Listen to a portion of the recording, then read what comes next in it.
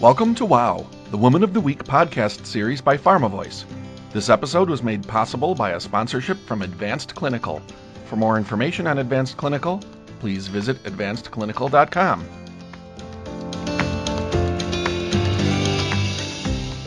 In this episode, Taryn Grome, editor-in-chief of PharmaVoice magazine, meets with Gisela Schwab, MD, President, Product Development and Medical Affairs, and Chief Medical Officer at Exelixis, Inc.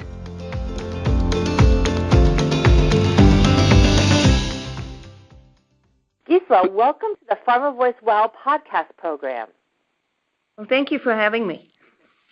We're thrilled to be able to speak with you again. I know we got to know each other a little bit during the PharmaVoice 100 issue last year, so I'd love to just kind of dig in. Okay. As President, Product Development and Medical Affairs and Chief Medical Officer at Exelixis, you must be very excited about the recent FDA approval of Cabometyx, tablets for patients with hepatocellular carcinoma, and I hope I said all of that correctly. Tell us what this milestone means for the company, and then a follow-up, how does this approval work into the strategy to expand the franchise with the goal of bringing advanced treatment options to patients with cancer? Sure, that is a great question. Thank you.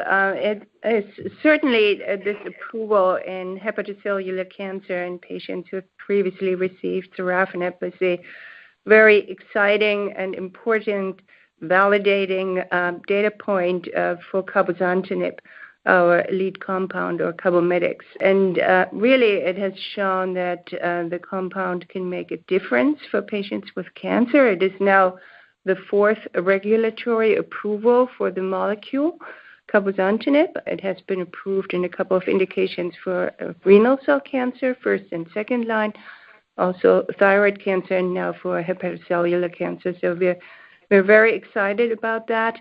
It is gratifying, obviously, for the team that has worked very hard on it, and I think it's a fantastic foundation for things to come as we think about further development of cabozantinib either alone or in combination with other agents, in particular the immune checkpoint inhibitors. And most importantly, I think it's great news for patients with hepatocellular cancer, which is high-frequency cancer with over 800,000 new diagnoses globally, and it is a cancer type that is rising very fast in the United States as well.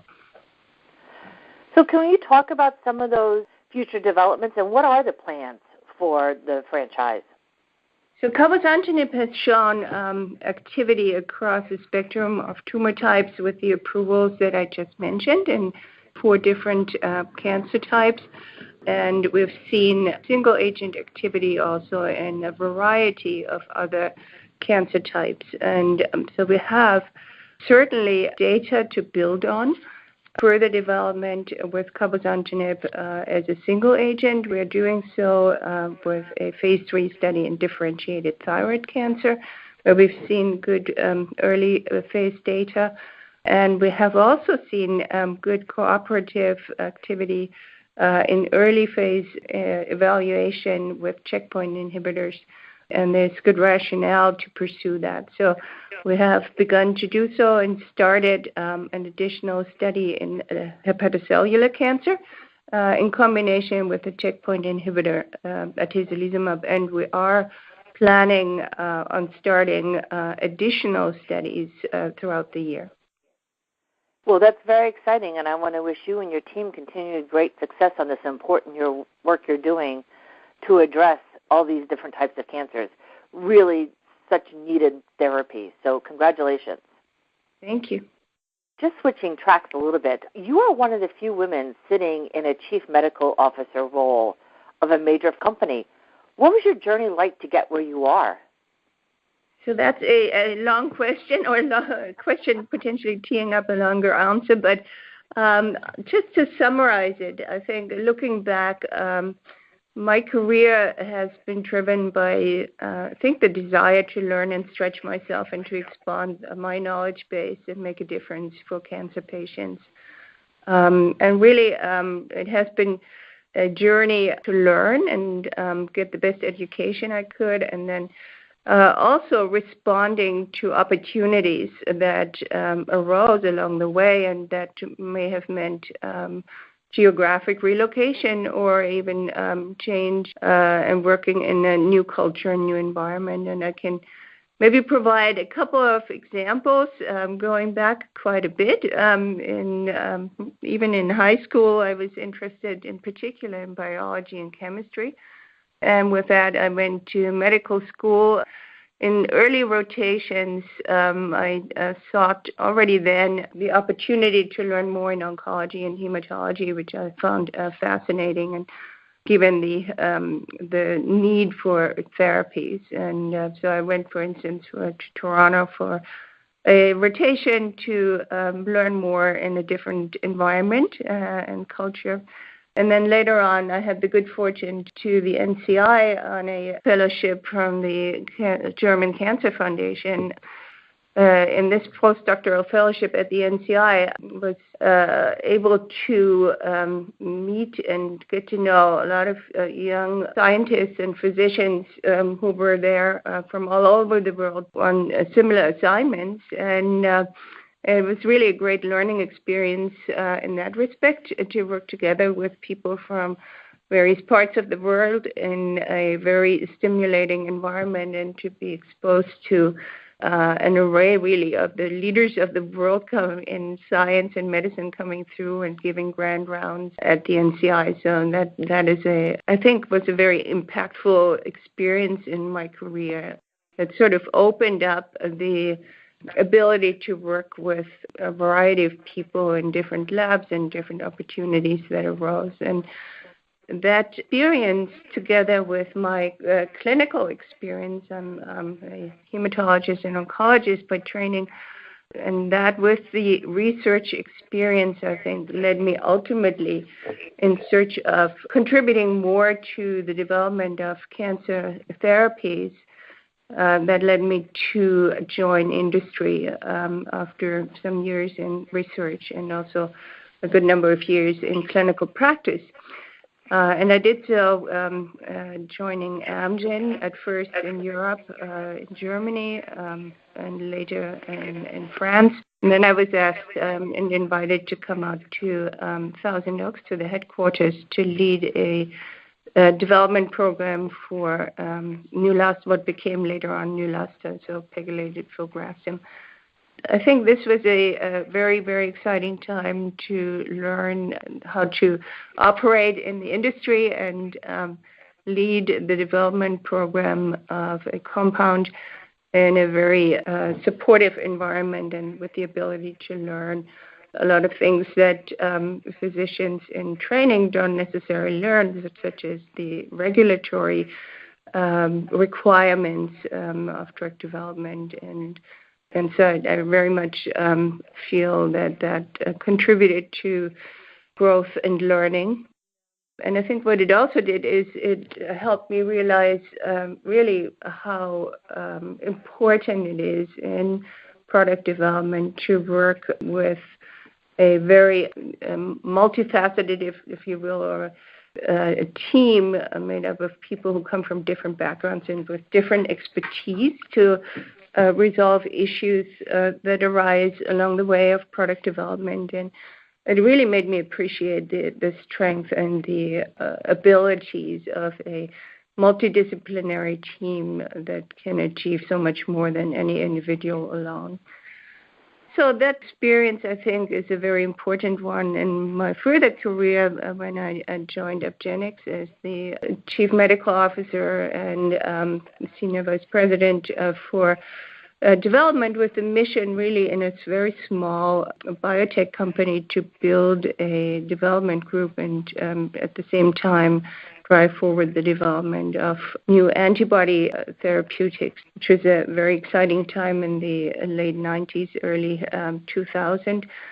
And that resulted ultimately in the development of panitumumab and in the partnership also with Amgen, and denosumab, which came from the Upgenix platform. And ultimately this success led to Upgenix's acquisition by Amgen. And following that acquisition, I had the opportunity to evaluate where I wanted to go next, and decided to join Exelixis to lead the clinical development as the Chief Medical Officer and SVP, and that was in 2006, so about 12 years and a half ago. And I did so for multiple reasons. I joined Exelixis for the people I met in the process of interviewing, the science, and importantly the pipeline, and the very intense focus on developing new therapies for patients with cancer. And really, I've never looked back. It's been a long journey with various ups and downs, a lot of learnings and success. We filed many INDs through the early part of my tenure, and then we achieved regulatory success for cabozantinib, and at first in a small indication, and then later on in RCC and HCC now very recently. And so with that success, I think the company has been able to transform itself from a drug discovery and a development company to now a commercially successful, fully integrated company with partnerships that allow us to bring cabozantinib to cancer patients worldwide. Well, I am truly inspired by your story. Curiosity, flexibility in geographic location, continuous learning and appreciation for diversity, all those things led you to where you are. Are there any skills or tips you might provide to other women who are looking to navigate their way to the C-suite? Is there something you wish you knew then that you know now? Looking back, really what the key learnings have been to get, first of all, a good foundation, get the best education possible, establish career goals and certainly follow through on them, but also remaining open to opportunities. And those present themselves not always in a foreseeable fashion. So I followed certainly such opportunities, and that helped me develop my skill set and broaden my horizon.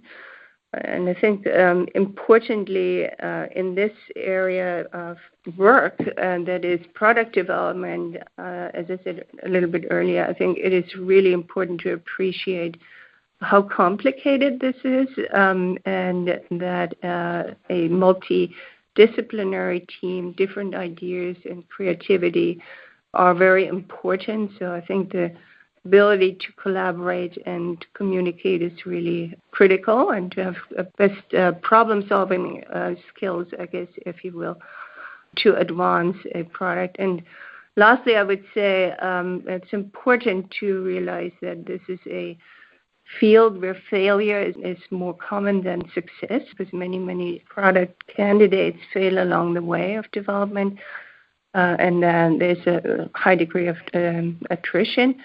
And it takes some perseverance and resilience to see a product through to the marketplace. When you encounter some of those failures, how do you approach that from a resiliency standpoint? What's your go-to to lift the spirits of your team and yourself? That involves a lot of change. So what is your philosophy around that? I think it's really important to learn from any failure. There's often an ability to learn and come out stronger on the other side, if you like. An example I would give of a failed clinical trial, for instance, that is obviously for everybody who's worked so hard, a disappointment. But going back to the data and understanding the data as best we can, and try and understand what went wrong, and learning and applying these learnings for the future is critically important. And then also, I think it's important for the team to come together and support each other to move forward from a failure and into new endeavors. Excellent. How would you describe your leadership style? I would see you as a very egalitarian leader, but I'm just making that assumption. How would you describe your style? I think my style is largely inclusive. I'm very interested in what other team members, other folks think about a goal, a problem, and an issue to resolve. I think at the end of the day, though, my preference is to set the general direction, establish the goal, and support the team to achieve the goal and support each individual member and work with people jointly to achieve the company's goals. You know, the series is called Woman of the Week, and we abbreviate that with a WOW. So in keeping with that, we'd like to know one accomplishment or what has been a wow moment that has shaped your career. Looking back, I think the wow moments that I come to mind are those where I really had to stretch myself and overcome my own hesitancy and perhaps push back from others, and ultimately succeeded. So the success was so much sweeter after having to work on it quite a bit. And an example I would give is a successful negotiation with regulators on a trial design that was more efficient and more rapid than was originally anticipated, and that was certainly a success for the company, but also in particular in this circumstance for myself. So that is one of the moments I would think about, a real wow moment. Wonderful. You have described how important education is in getting that great foundation. Can you talk about how being a physician has helped shape your career? Yeah, I think my hands-on clinical experience, and in particular in oncology, has provided really the primary driver for the choices I've made and the opportunities I've pursued in my career. As I mentioned, I've been practicing oncology in Germany at the beginning after my training, and there was really not a lot of active anti-cancer therapy available at the time, a couple of decades ago. Really the desire to contribute more to the treatment of patients with cancer drove my decision to go further into research and ultimately into the biotech industry to contribute to the development of new drugs for cancer patients. This next question is an easy layup or a softball question, if you will, but what drives your passion for healthcare? Yeah, I think at the heart of my passion and dedication really for the field is a desire to contribute to better treatments for cancer patients. I think we've certainly come a very long way in understanding disease mechanisms, and that has helped in developing more effective treatments for cancer patients. But there's still a lot to be done despite all the progress that has been made. And seeing now that cancer therapies have been developed that can provide prolongation of survival and improvement of progression-free survival in cancer types such as liver cancer and renal cancer. And these are cancer types when I trained some couple of decades ago. These cancer types had no standard of care available to them, and now we see multiple treatment options that have been developed for these cancer types and treatment options that can extend survival. And that, I think, this progress, even though it has been slow, it is very heartening. You talked a little bit earlier about resiliency, and it's a hard-fought battle in which you are engaged in terms of bringing some of these cancer treatments to fruition. And when you are successful, how do you celebrate those successes? And how do you define success for yourself? Well, starting with the latter, I think success for myself at the highest level, it would be really measured by bringing new therapeutic options to cancer patients in need. And obviously that is a large goal and a challenging goal. But I think putting patients first in everything that we do in this field and striving to develop medicines that make a difference in patients' lives is really ultimately defining success. And I think celebrating steps towards that, because it's a long journey, and the development of a drug can take up to a decade. Obviously, there are steps along the way, and it is important to celebrate those as a team and making sure everybody understands the importance of the contribution of the team to the greater goal. Fantastic. If you had to describe yourself in one word, what would that word be? I would say focus and determination, maybe. Excellent. Finally, you sit on the boards of Celarent Therapeutics and Nordic Nanovector. Why did you seek out these board positions? And then as a follow-up, what advice do you have for other women who might want to sit on a board? Right. So when I was approached with the opportunity to join these boards, there were a number of factors that played a role in the consideration. And that first one was that it's both companies are in an area of interest of mine in hematologic malignancies, and that is something I've trained in long ago, and I think importantly it didn't present conflict of interest with my current role at Exelixis, and so it was a good fit from the therapeutic area and also from the interview process, the management teams at these companies. There was a good understanding and interest to work together.